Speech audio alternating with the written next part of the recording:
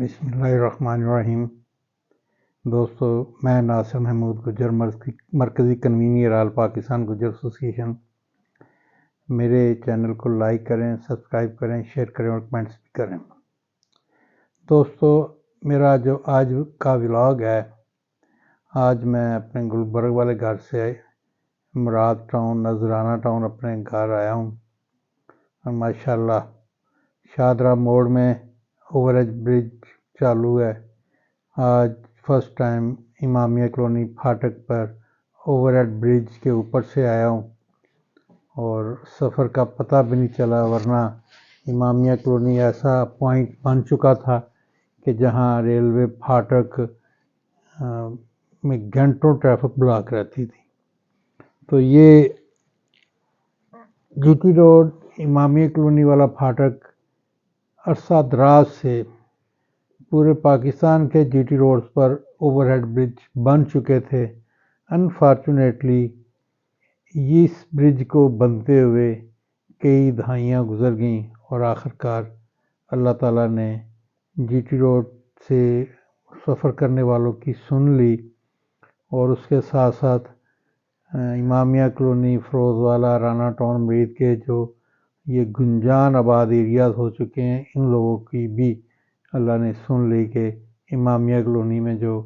1 minute کا راستہ تھا وہ گھنٹوں پہ محیط ہو جاتا تھا،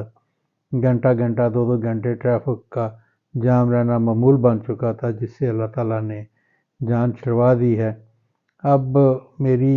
انتظامیہ سے ایک بڑی دردمندانہ اپیل ہوگی کہ جس طرح میٹرو شادرہ موڑ سے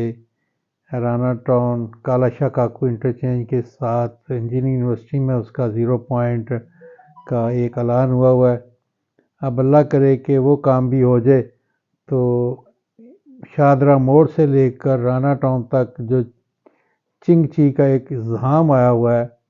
اس سے بھی اہل علاقہ کی جان چھوٹ جائے، اور ایک رسپیکٹیبل پبلک ٹرانسپورٹ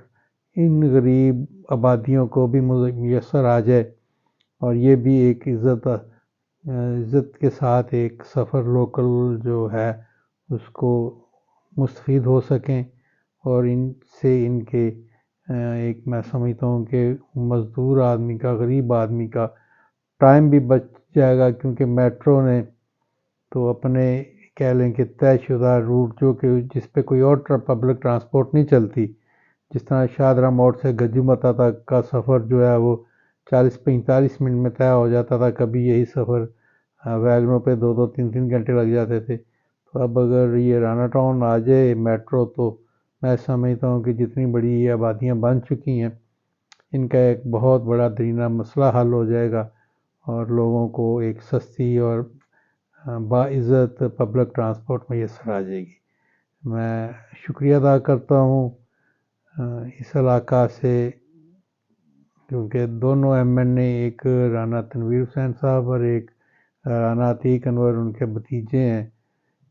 وہ دونوں کامیاب ہو چکے ہیں، اور رانا تنویر صاحب فیڈرل منسٹر بھی بن چکے ہیں۔ میں ان کو فیڈرل منسٹر بننے پر مبارکباد بھی دیتا ہوں، اور ان سے یہ ایک اہل علاقہ کی طرف سے ایک بڑی بھرپور اپیل کرتا ہوں کہ وہ میٹرو کو جلد از جلد انجینئرنگ یونیورسٹی کا جو 0 پوائنٹ کا اعلان ہوا ہے وہاں تک میٹرو کو آگے بھی اس کا جو ہے برج، مین مسئلہ برج کا تھا امامیہ کالونی، وہ بن چکا ہے، تو باقی تو آن گراؤنڈ میٹرو آنی ہے، اتنا کام نہیں ہے، اتنا بجٹ بھی ریکوائرڈ نہیں ہے، تو رانا صاحب اس پہ ذرا خصوصی توجہ دیں اور میٹرو کو جو ہے وہ انجینئرنگ یونیورسٹی تک پہنچائیں۔ اور اس علاقہ نے جو آپ پہ مسلسل آپ کو جو جیت ملتی رہی ہے، آپ قرض دار ہیں اس علاقہ کے، اس کے لیے یہ جو ہے میٹرو اس کو آگے لے کے آئیں۔ اور اسی کے ساتھ ساتھ میں اہل علاقہ کی طرف سے ایک بڑی بھرپور درخواست کروں گا کہ ہمارے علاقہ جات جو ہیں، فروز والا میونسپل کمیٹی ابھی بھی بہت پسماندہ ترین آبادی ہیں اور بہت پرانی آبادی ہیں، ان کو اب جو ان کے بنیادی سہولتیں ہیں، جس طرح سیوریج، واٹر سپلائی اور گلیوں کا پکا ہونا ہے، اس پہ بھی خصوصی توجہ دیں تاکہ یہ لوگ بھی ایک رسپیکٹیبل طریقے سے اپنی زندگی گزار سکیں۔ تو اس دفعہ پھر میں رانا تنویر حسین، رانا عتیق انور اور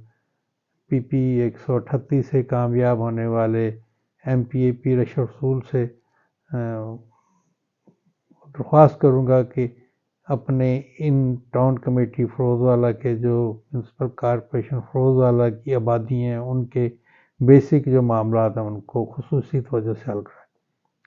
اسی کے ساتھ میں اجازت چاہوں گا، اس دعا کے ساتھ کہ اللہ تعالیٰ میرے ملک پاکستان کی خیر کرے۔ خدا حافظ۔